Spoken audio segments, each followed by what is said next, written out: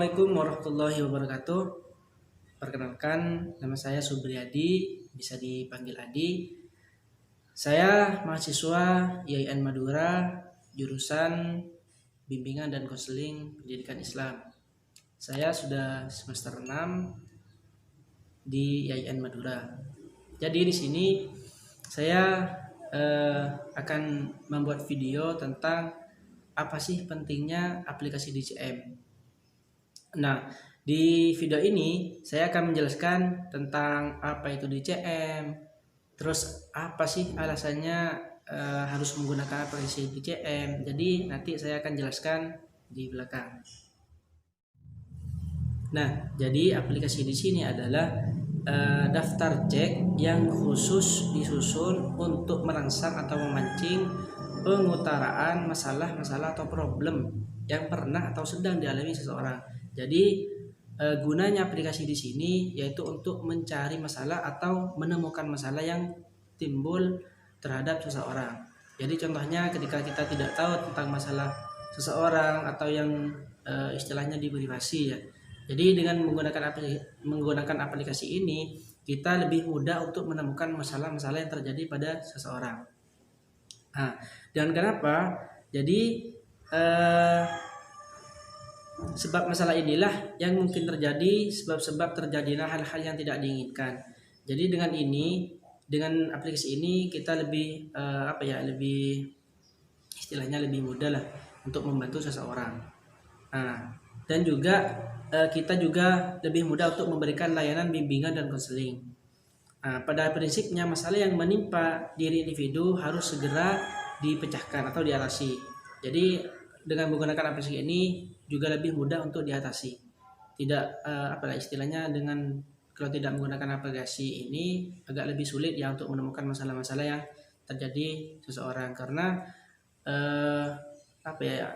takut malu atau pengen diberi privasi. Karena dengan menggunakan aplikasi ini itu lebih mudah untuk ditemukan.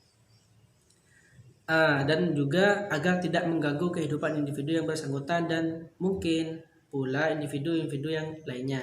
Jadi ketika sudah ditemukan masalahnya, ini kan lebih mudah, lebih enak terhadap individunya atau terhadap pada dirinya sendiri.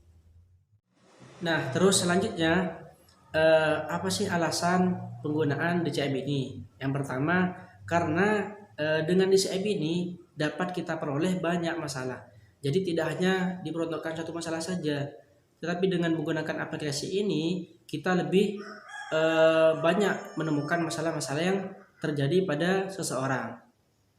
Nah, yang kedua, karena dengan data yang diperoleh melalui DCM lebih teliti, mendalam dan luas. Jadi di situ kan sudah sudah tersedia masalah-masalah yang lebih dominan yang terjadi dialami oleh seseorang. Jadi ketika menggunakan aplikasi ini kita lebih banyak menemukan masalah dan juga masalah yang ada itu lebih meluas dan mendalam. Jadi kalau tidak menggunakan aplikasi kan orang terkadang lebih lebih malu atau sulit untuk mengucapkan atau memberitahu kepada seseorang. Tapi dengan melalui aplikasi ini kita lebih mudah untuk menemukan masalahnya karena di situ sudah ada banyak masalah-masalah. Jadi seperti itu.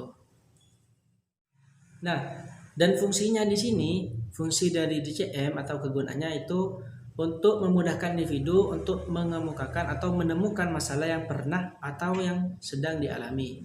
Jadi dengan adanya aplikasi di sini baru kan sudah bilang untuk lebih mudah untuk menemukan masalah-masalahnya yang pernah dialami atau sedang dialami. Karena dengan DCM ini untuk memungkinkan individu mengingat masalah-masalah yang pernah dialami. Jadi ini fungsi dari aplikasi DCM. Nah, dan yang kedua untuk sistematisasikan jenis masalah yang ada pada individu agar mudah dianalisa. Jadi masalahnya itu lebih mudah untuk kita telusuri lah, istilahnya lebih mudah untuk diselesaikan. Nah, selanjutnya kegunaan DCM. Kegunaan di sini untuk melengkapi data individu yang sudah ada. Jadi selanjutnya juga untuk mengenal individu yang perlu segera mendapatkan bimbingan. Jadi dengan adanya DCM ini kita lebih mudah untuk mendapatkan bimbingan. Karena apa ya, ketika kita sudah tidak bisa mendapatkan bimbingan kan lebih sulit untuk bisa menyelesaikan masalah. Tapi dengan adanya aplikasi DCM ini kan lebih mudah masalahnya kita selesai karena dengan adanya aplikasi DCM ini. Jadi hanya itu pengertian dan fungsi dan kegunaannya aplikasi DCM. Nah, selanjutnya saya akan memberikan tutorial bagaimana cara pengaplikasian di aplikasi DCM. Jadi bagaimana tata caranya untuk pengisian, bagaimana cara penggunaannya. Jadi nanti saya akan kasih tutorialnya. Nah, jadi ini aplikasi DCM-nya. Jadi yang pertama ini kan sudah ada namanya aplikasi DCM, di sekolah mana, tahun pelajaran berapa, kelas berapa, dan nama konselornya saya sendiri kan. Nah, di sini di bawah ini kan ada petunjuk operasional. Jadi di sini sudah ada petunjuknya dalam penggunaan aplikasi DCM.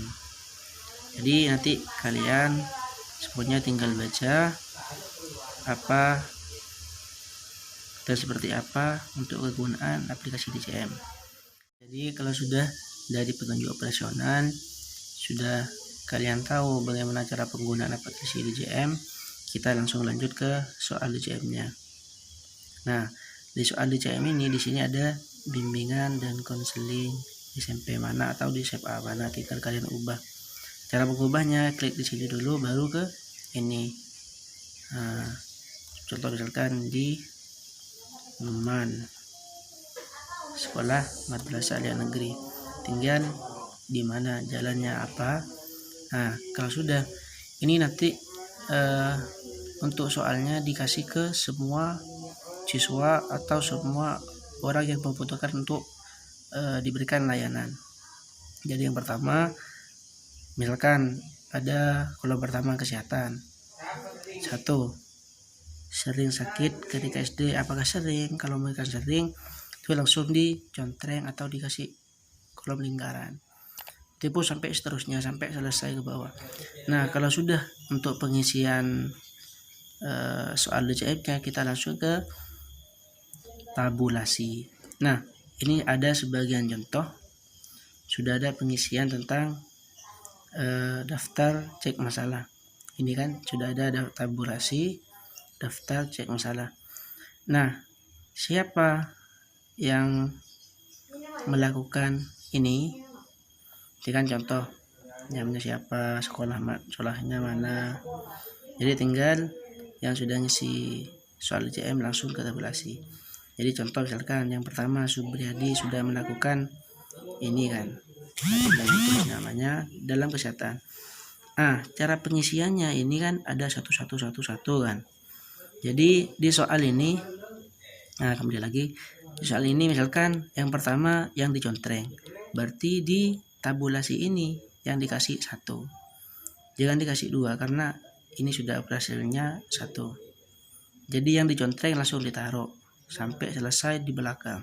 Ini kan ada sampai selesai. Jadi seperti itu cara pengisian tabulasi DCM. Nah, kalau sudah lanjut ini kan cara melihat hasilnya. Nah, hasilnya seperti ini.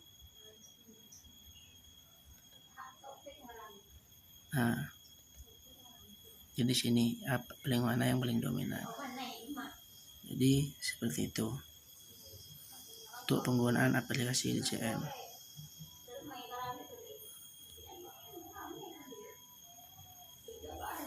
Jadi hanya itu cara penggunaannya. Misalkan kurang paham nanti bisa lanjut di kolom komentar. Nah, jadi hanya itu saja video dari saya. Apabila ada kesalahan atau kurang mengenakan kepada diri Anda semua, saya mohon maaf. Sekian, terima kasih. Wassalamualaikum warahmatullahi wabarakatuh.